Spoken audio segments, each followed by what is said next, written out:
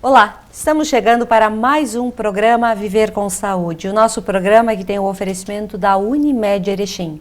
E a Unimed que tem 2 farmácias em Erechim e também Getúlio Vargas. Então, na hora de você comprar a sua medicação, seus produtos de perfumaria e higiene pessoal, dá uma passadinha na Unimed e veja a gama de produtos disponíveis para você. E também é do Master Supermercados, que é o nosso parceiro aqui no programa, e na hora de fazer as suas compras, de cuidar da sua alimentação, principalmente agora em que a estação começa a mudar, a gente se preocupa um pouco mais com a nossa alimentação, com a nossa forma física, com o nosso corpo. O Master te dá uma mãozinha com alimentos super fresquinhos para você. E hoje nós vamos falar de um assunto bastante novo e bastante interessante, que é a odontologia do sono. Você já ouviu falar sobre isso? Sabe o que é? E para explicar para a gente o que é, nós convidamos o Dr. Guilherme Biezus, que vai falar um pouquinho sobre esta área da odontologia que vem para contribuir para a sua qualidade do sono e também durante o dia, porque uma noite mal dormida influencia muito no nosso dia a dia. Bem-vindo, Dr. Guilherme. Tudo bem, Sandra? Agradeço pelo convite. É um prazer tê-lo aqui. Doutor, eu gostaria que tu falasse um pouquinho da tua especialização, da tua formação e atuação aqui em Erechim. Ótimo. Então, eu sou dentista com área de atuação em odontologia do sono. Tá? Essa é uma área que engloba o tratamento de todos os distúrbios do sono que envolvem a cavidade oral. Né? Entre eles, a gente tem os distúrbios de movimento relacionados ao sono, que é o bruxismo do sono, né? As pessoas que rangem ou apertam os dentes dormindo, e os distúrbios respiratórios relacionados ao sono. Entre eles, a gente tem o ronco e a apneia obstrutiva do sono. Doutor, uma pessoa que não dorme bem, acorda já cansado, tem alguma relação com a cavidade oral? Sim, com certeza. Tá? Durante o sono, a gente tem um relaxamento da musculatura, tá? E isso pode provocar o colabamento dessas estruturas, impedindo que a gente tenha uma respiração adequada, tá? O que seria a apneia obstrutiva do sono. Então, durante esses eventos de obstrução, a gente tem uma queda da saturação de oxigênio e o despertar associado. A pessoa acorda inúmeras vezes durante a noite, né? Então, isso no dia seguinte provoca dor de cabeça pela manhã, indisposição, cansaço, alteração da memória, enfim, várias consequências, né, devido à noite mal dormida. De que forma é feito o tratamento? Então, o tratamento tem várias abordagens, tá? Um deles é o uso do aparelho intraoral, tá? Que é um aparelho que promove um avanço da mandíbula e impede que a via aérea ela feche durante o sono. Sim, esse aparelho, ele é um aparelho de uso prolongado, precisa usar durante um período, de que forma ele é montado esse aparelho para dar esse conforto para o paciente e durante a noite ele não arrancar da própria boca? Exatamente. Na verdade, esse é um aparelho personalizado, tá? De uso exclusivo durante o sono, então a pessoa vai utilizar apenas para dormir.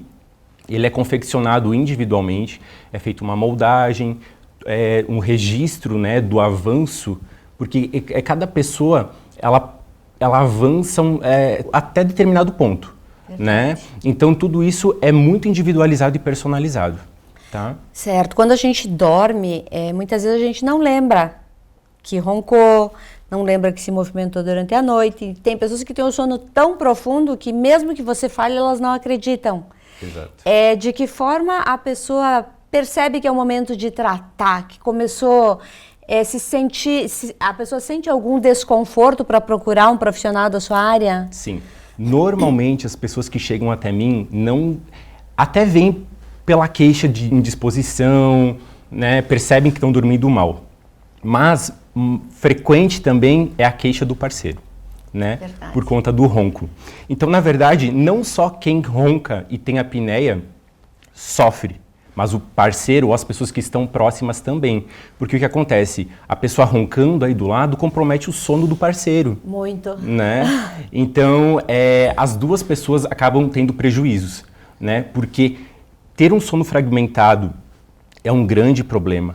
Nós temos ciclos do sono, fases do sono, tá? E quando a gente não dorme direito, a gente interrompe essas fases, o que compromete a qualidade de vida.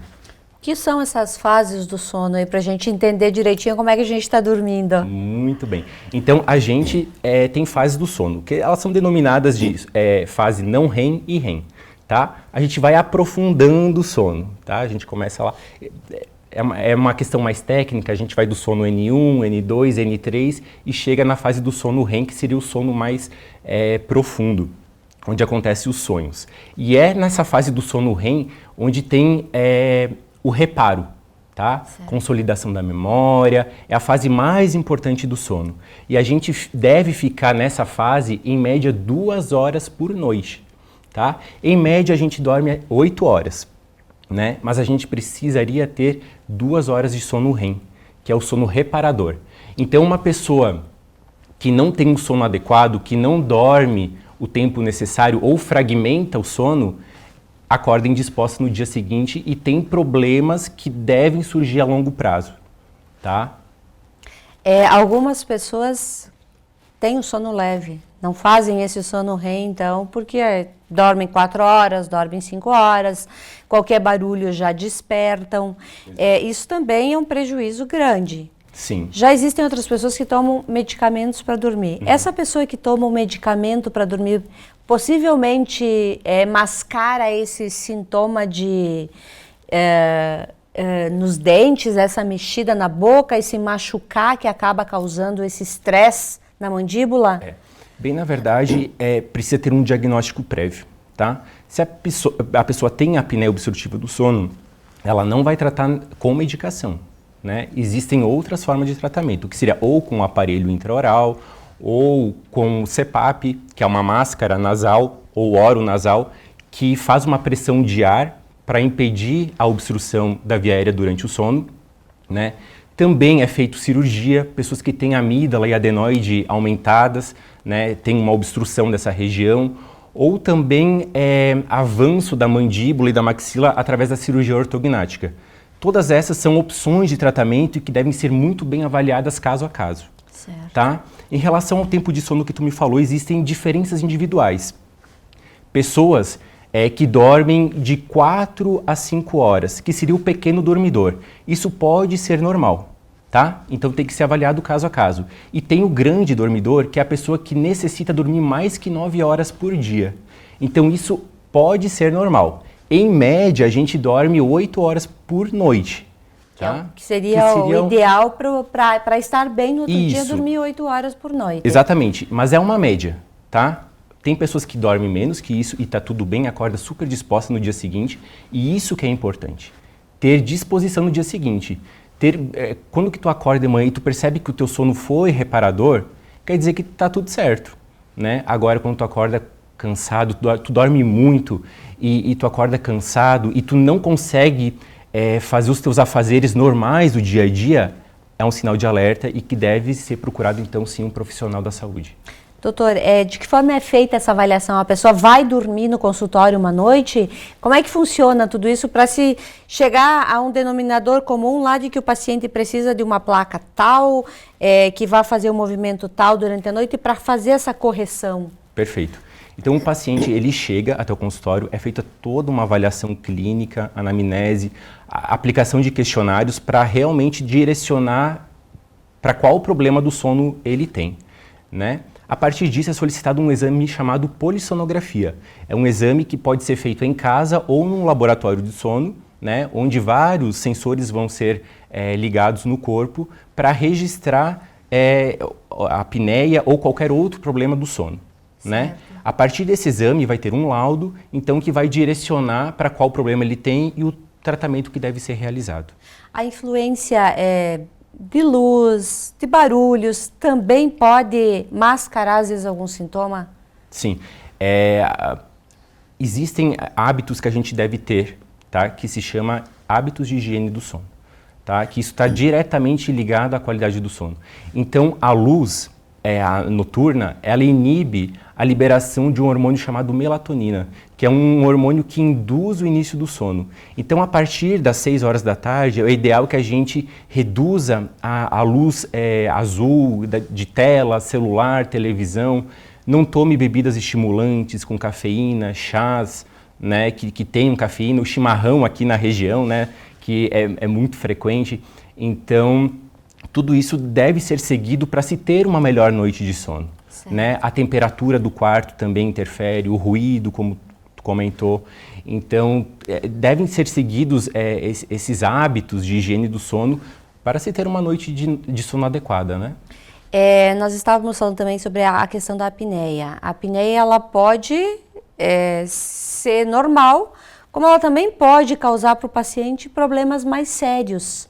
Exatamente. Correto? A apneia, na verdade, ela não é considerada normal. Assim, até determinados eventos, né? Porque a apneia, ela é registrada por eventos. Sim. Né? Então, até 5 eventos por hora de sono é considerado normal. Tá? A partir disso, a gente tem uma apneia leve, que pode evoluir para uma apneia moderada, até uma apneia grave. Como é que a gente detecta assim, eu tenho uma apneia grave, eu tenho uma apneia moderada?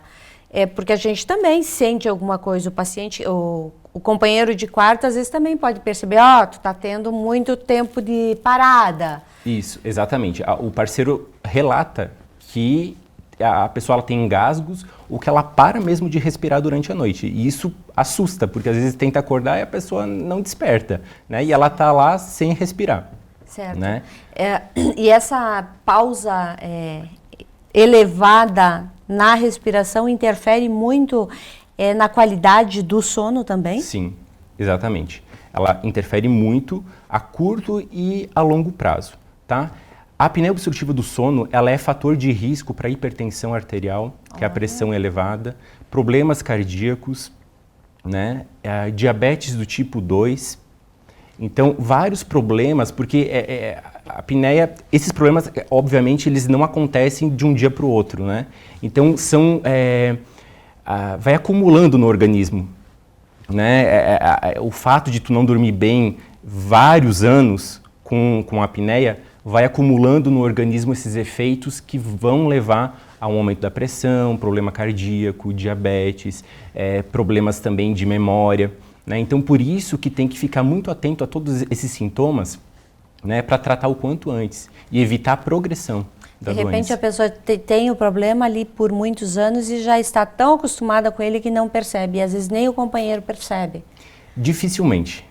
Dificilmente. Normalmente, o parceiro já percebe, né, porque tem o sinal do ronco, que isso é sempre muito nítido.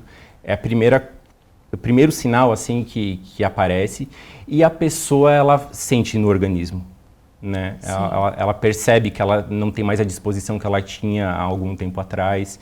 Então, sim, o organismo vai dando sinais de que algo está errado. Tudo que a gente deve ficar bem atento, né? Isso. Muito bem, nós estamos apresentando o nosso programa Viver com Saúde. A gente vai fazer um pequeno intervalo e já retorna. Voltamos com o nosso programa Viver com Saúde e o nosso programa tem o oferecimento da Santa Mônica Imagem. Na hora de buscar os seus exames, a Santa Mônica possui os equipamentos mais modernos do mundo. E agora a Santa Mônica Imagem também foi creditada como uma entidade de saúde que oferece e que cuida do paciente desde o momento que ele entra no centro hospitalar com alguns cuidados extras. Então, essa semana a gente vai falar um pouquinho mais sobre essa acreditação do serviço da Santa Mônica Imagem. E hoje nós estamos aqui com o Dr. Guilherme Biezus, ele é odontólogo e é especialista em terapia do sono e cuidados do sono da apneia.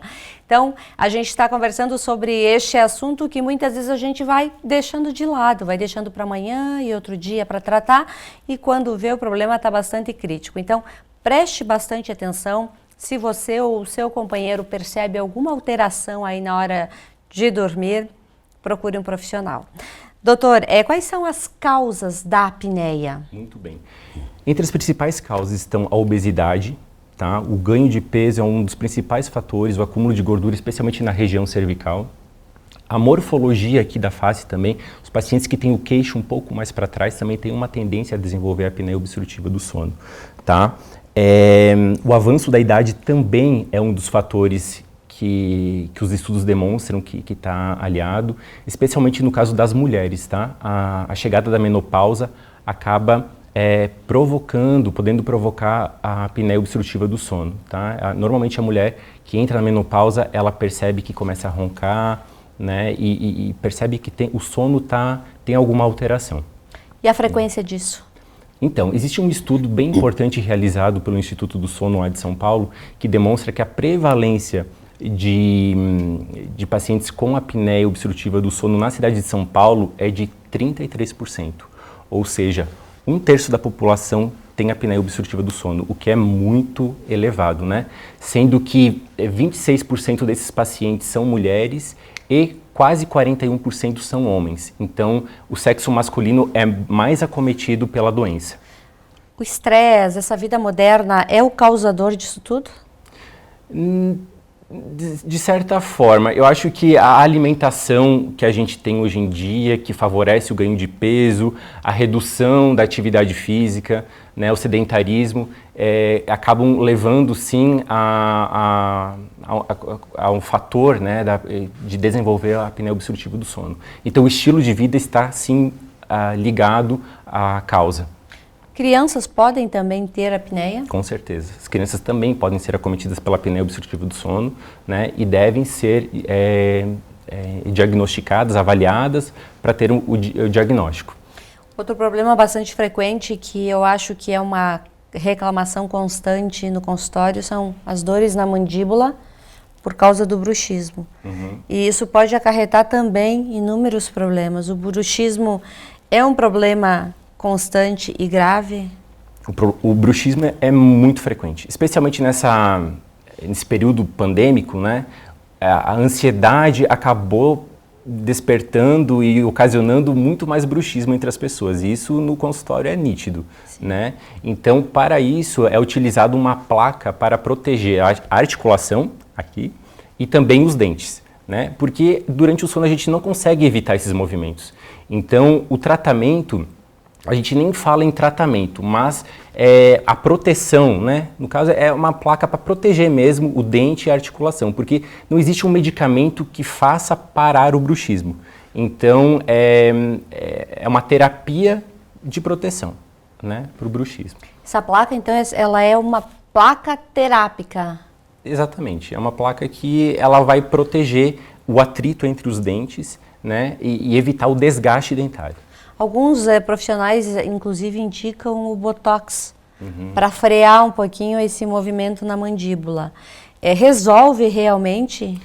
Então, essa é uma questão importante, tá? O Botox, ele não é eleito como primeira terapia para o bruxismo do sono, por um fator muito fácil de entender. A origem do bruxismo, ele está no sistema nervoso central. É o cérebro quem envia um comando para o músculo e faz com que ocorra o rangimento.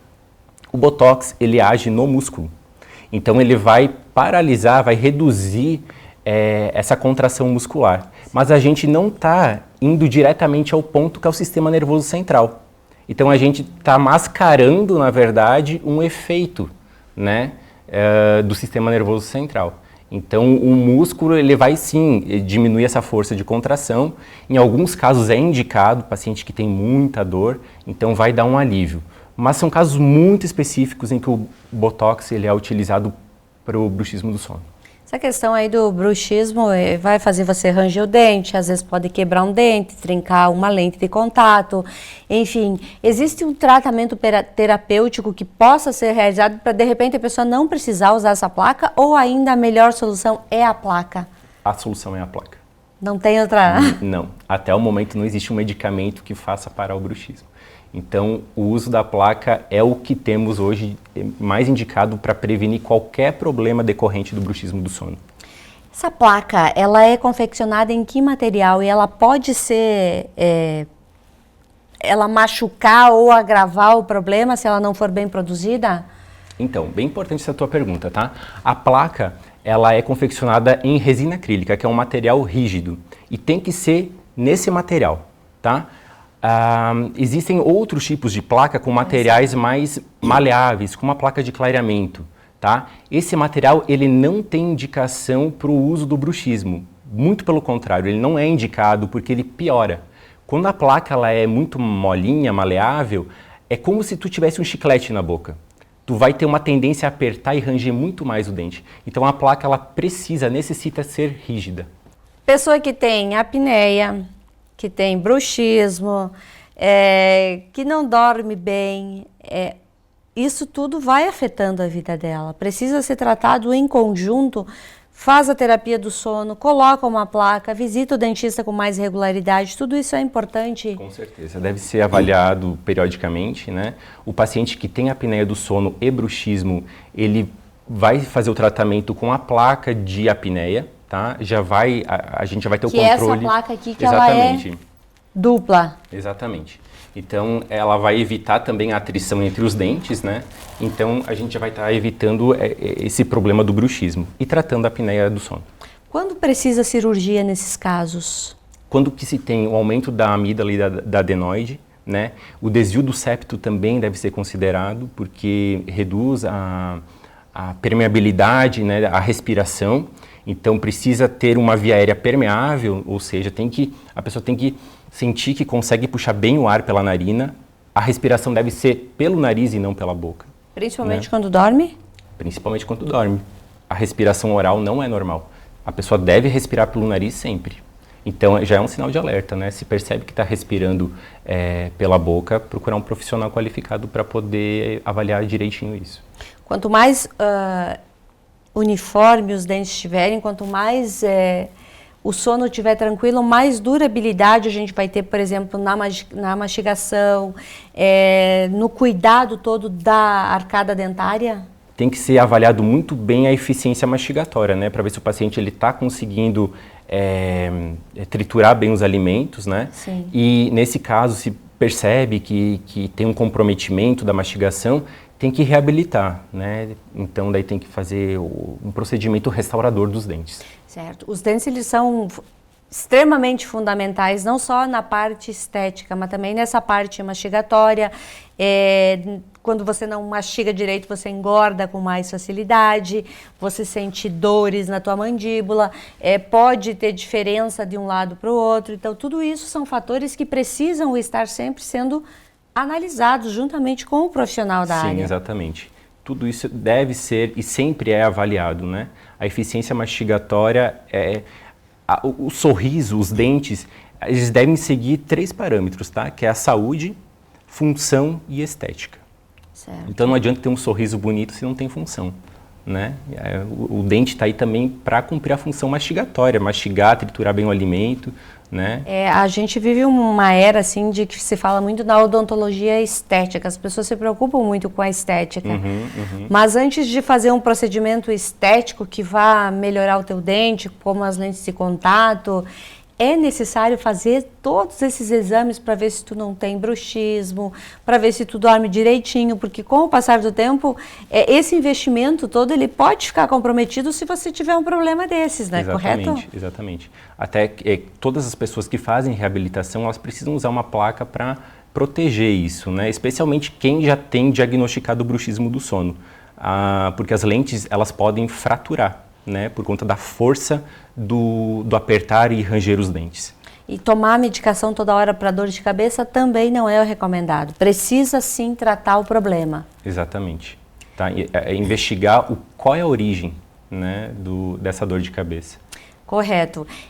Doutor, para as pessoas fazerem contato contigo, entenderem melhor como funciona essa dinâmica do sono, como é que elas fazem? Então, eu estou atendendo agora aqui em Erechim também, né, no Centro Clínico do Hospital de Caridade. Eu estarei aqui mensalmente e podem entrar em contato, então, que eu estarei abertamente disposto a resolver todos os problemas. E esses problemas, é importante a gente frisar que não é só em pessoas adultas, às vezes é em idosos, às vezes é em crianças, que precisa ser investigado e tratado quanto antes melhor. Exato. Porque tem crianças que também têm perturbação no sono, não dormem direito, né? Exatamente. Os hábitos de higiene do sono que eu comentei anteriormente, né, para criança é o que mais se utiliza hoje em dia, né? Então evitar o uso de telas no início da noite é muito importante para que ela tenha uma noite de sono mais adequada. Então, certo. E uma noite de sono bem dormida vai fazer toda a diferença na qualidade de vida de todos nós, né? Com certeza, com certeza. Doutor, obrigada por estar aqui hoje falando da terapia do sono, essa terapia importantíssima, que precisa ser investigada quando não se dorme bem, quando se acorda cansado, quando se tem dores de cabeça frequente. E a gente hoje tem um profissional habilitado para tratar e resolver definitivamente esse problema, então. Exatamente. Eu que agradeço pelo convite, tá? Fico à disposição de toda a equipe.